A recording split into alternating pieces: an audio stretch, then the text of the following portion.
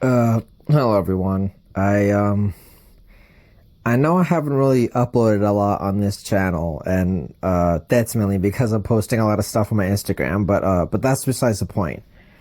I'm gonna start off this video by just saying I'm a huge Squid Game fan, and like I got introduced to it to season one, and I thought it was like one of the coolest things I've ever seen. It was like really different, and like not only did it introduce me to a bunch of really cool Korean culture, but the games were really creative, and I really liked the story that they were telling with the main character Gi-hun, I believe is how you pronounce his name.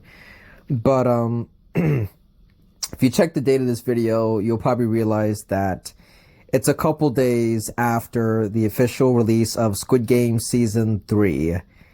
And I just wanted to talk about this season because I know a lot of people that are going to see this video are probably going to be feeling extremely raw, judging by the audience score on the series itself, and then many other YouTube videos that I've seen about people really upset with how they treated some of the characters, and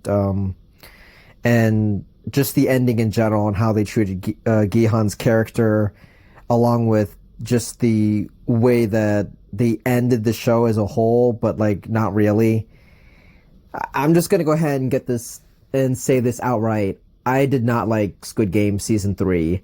And I know there's going to be some people in the comments, most likely, if anybody comments on this video at all, that, you know, you just didn't get the deeper message or anything like that. Or it's like they did the characters justice, or this is like the perfect ending to Squid Game. I'm just going to tell you, it's not. It's not the perfect ending. If you like that, then fine. But, I didn't, and a majority of other people didn't like it. And I'm going to tell you the reason why I was let down by this season, and it's simply because of what they set up back in season 2. Like, I'm a big sucker for characters that go through massive transformations. Like, I'm going to have to take this back to season 1 and just talk about that Gi-hun's character was someone that we met that was just a deadbeat dad who didn't really value much of his being a father, so to speak, and he kind of neglected his daughter and stuff like that simply because he didn't have the money. And, you know, obviously he signed up to be in the game to hopefully win some money, not knowing that the entire game itself was basically a murder machine for a bunch of people. So seeing him go through that massive arc of being someone who was oblivious and didn't take money seriously to now realizing that like the money he earned came at a huge cost, and just the way that they ended it with him being aware of what the game was actually doing behind the scenes when no one else knew got me really excited for the second season, if there was one, because, you know, this is when season 1 was the only thing that you could watch. So I was really interested to see what would happen, you know, if they made a sequel. So when I started watching season 2, it started off incredible, you know, with him using his money and stuff like that to hire people to locate the very person who recruited him in the first place. And that first episode of season 2 was incredible because it did a lot of things. It did a lot of things right, because it's like nothing is cooler to me than seeing someone grow and develop. So seeing him go from this really timid character who just got lucky about winning to being like this really badass person who was prepared to do anything to take down the game, like to end the whole thing, got me really excited. And Gi-hun was like one of my favorite characters in all of fiction because of that very reason. So when he got this foolproof plan and, you know, he was able to recruit the detective, I thought that, you know, they were going to go a really awesome route with this story. And, you know, they were getting like extra people to join their cause, and he had plenty of guns, and just overall, it was just a fantastic setup.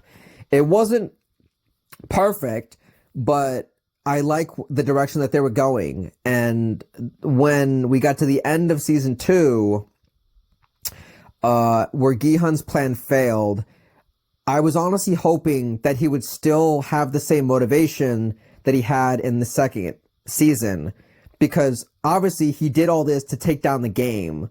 But the biggest reason that I have with the ending of Squid Game season 3 is Gihan didn't really achieve anything. Nobody really achieved anything, because they set up in season 2 that he was going to end the game. This was it.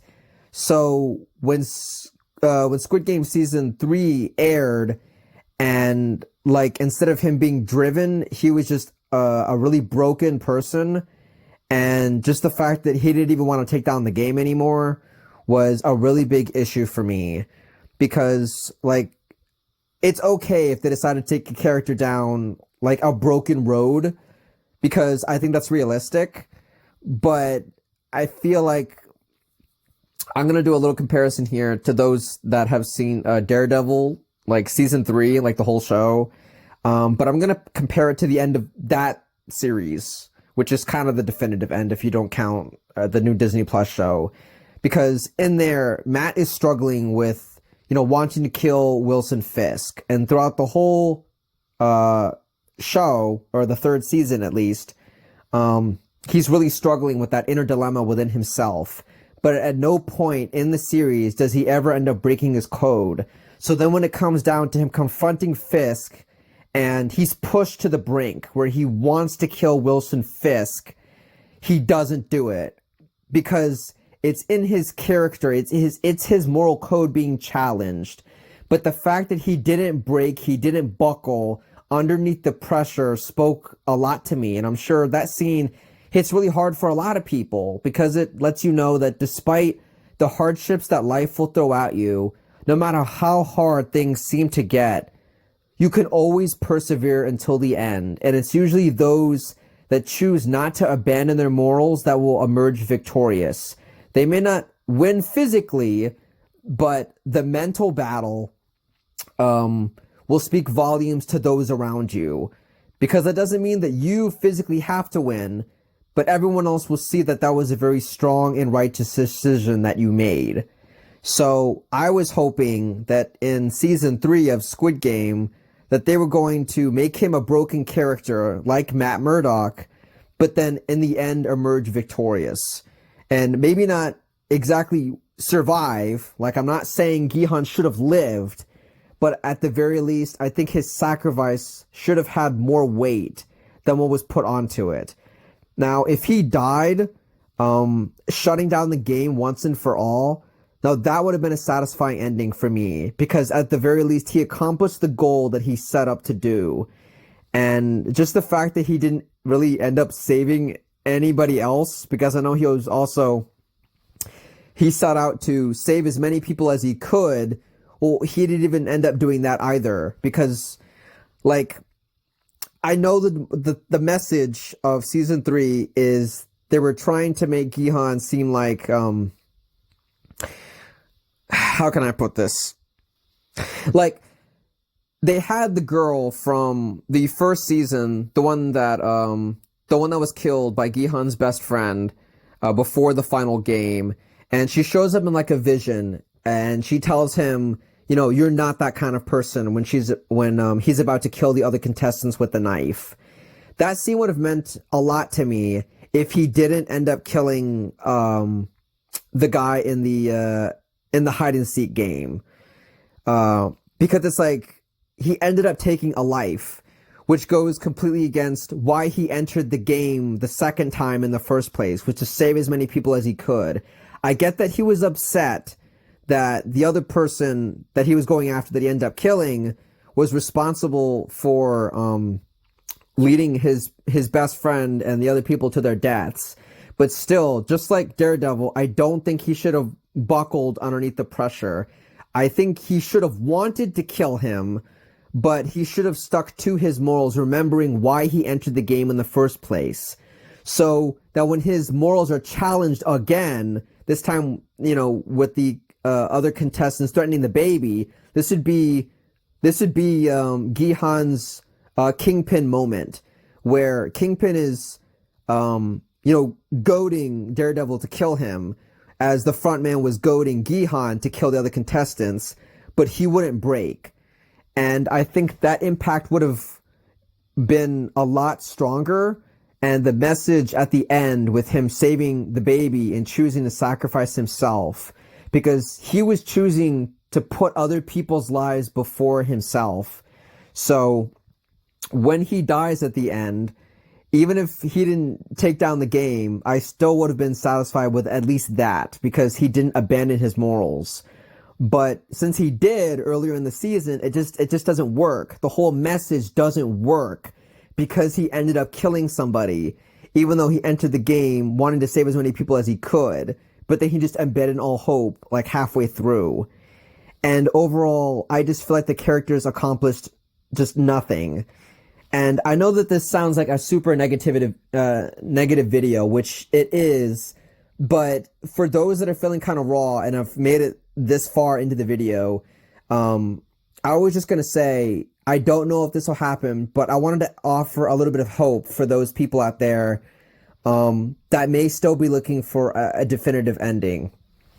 So I'm going to go ahead and say that even though I was massively disappointed with this season, there were some redeeming qualities that did stand out to me, which did give me a small glimmer of hope if they end up executing it right, which, knowing America, the people who are probably going to make it, they may not. But I just wanted to throw this idea out there, because I couldn't help but notice that at the very last scene, where we have the front man and he's in like his vehicle and he's driving down the road and he sees, obviously we see someone else playing Donkey and it's taking place in the USA. But looking at his expression, it's very clear. I could just be reading too much into this, but it's clear to me that he was almost regretting what he had become, because Gihan, the message that he left on him, his sacrifice for the child, and proving that not all of humanity is completely evil. And like I said, the message would have hit harder if he didn't kill the guy in the hide and seek game. But apparently Gihan's sacrifice really made a big impact on him, because his facial expression said everything that I needed to understand what he was feeling. So I'm just throwing this out there. This probably won't happen, but I was almost thinking it would be quite interesting. I would actually return to the show if they brought back the frontman as the newest character.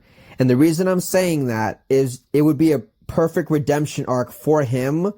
And if they wanted to, for all of us that were disappointed by the fact that the games didn't end, I think it would be a nice way to use him to actually end the game once and for all. Because the frontman, think about it, he knows the ins and outs of the entire place. He knows every other location, whether it be Squid Games in France or the UK or like in the ending, the USA. So he most likely knows where all of the rest of them are. So it would make perfect sense if they made him the newest main character to enter into the, because he's been a player before in season 2. So why not just make him a legitimate player? And since he knows the Korean games best, it would make a lot of sense if he was able to win all of the games to then shut it down completely. And this is for Netflix, even if they're listening to this. There's actually a way that you can still have your cake and eat it too. Because if you do that, we will get the closure that we needed, because that way it won't look like Gihan's sacrifice was for nothing, because that means someone else would step up to end the game for him. But you could also have the games take place in different continents and different countries. So like, let's say they make the spinoff and they make the frontman the new main character. He ends up, let's say, shutting down or destroying the Squid Game location in the USA. Well, there's multiple others, so you could always keep making different seasons with him going to different Squid Game locations, like in France or Italy or something, where he's taking down those games as well. So that way you can, even though I'm not for this, they could pad out the show for as long as they want to, as long as they have different countries that they could take it to. So they can continue to milk the franchise if that's what they want to do, with him just going to different countries to participate in those games. So, and I would even accept, because this is also another theory that I was having, is that Gihan's daughter is in the very city that the Daki game was taking place in, with that one woman and the guy in the alley. So, like, and she has her father's, like, jumpsuit and, like, the money and everything, along with the Squid Game symbols. So let's say she was going down the street or something to go get some groceries or something. Who's to say she doesn't hear somebody playing Daki and realizing that they're recruiting people for another Squid Game? Like, I would be all for her being the next main character instead of the front man. Like, I know we were all disappointed. A vast majority of us were disappointed with Squid Game Season 3. And I'm not saying that I like it, because I still don't. But I was going to say, for the rest of us that are still raw after the experience, there is a potential chance that they could still fix everything that we feel like they ruined. Now, like I said, it doesn't fix the season that came before it, but there's a chance they can still wrap up the story in a satisfying way and, like, fix a lot of problems that the previous season had. And heck, even if they decide to make the front man the main character, they can still have that reunion between him and his brother, with him maybe even asking help from his brother, the detective. So we can still have that connection between the two that, you know, we didn't get, where he's just like, why did you do this? And he didn't answer. So they could still fix that if they just bring back the detective to help the front man take down the newest Squid Game location. So I don't know. I just felt like making this video because I know a lot of people are, like, really bummed out and stuff about the third season. So I wanted to make this video, like, not to really praise the third season or even really to completely tear it down, but just let you know that I was disappointed just like you were. But there could be, it's very slim, but there could be a chance that they could still fix a lot of these mistakes if they really care about the property and about the fans that were disappointed. I know it's a long shot. I know it probably won't happen, and I'm pretty sure Netflix probably won't watch this video at all, along with a bunch of other people. But I just felt like this video needed to be made just to offer a little bit of hope for a bunch of people that were just discouraged and disappointed, like I was. So I do hope that this video did encourage you just a little bit, to let you know that it's not completely over. There was still a chance that they could still fix a lot of things that we didn't like. And if they didn't, well, then all hope is lost. But that's what I took from watching Season 3. I was disappointed, but there were some things that did kind of inspire hope in me, even though there's still a lot of things I didn't like about it. So, anyway, I'll go ahead and cut this video short because I feel like it's gone on long enough. So, thank you all for watching this video. Feel free to subscribe if you like this. I'm not sure how often I'm going to post stuff like this about shows that I like, but, I just figured something needed to be said because, I know a lot of people were just disappointed with this season.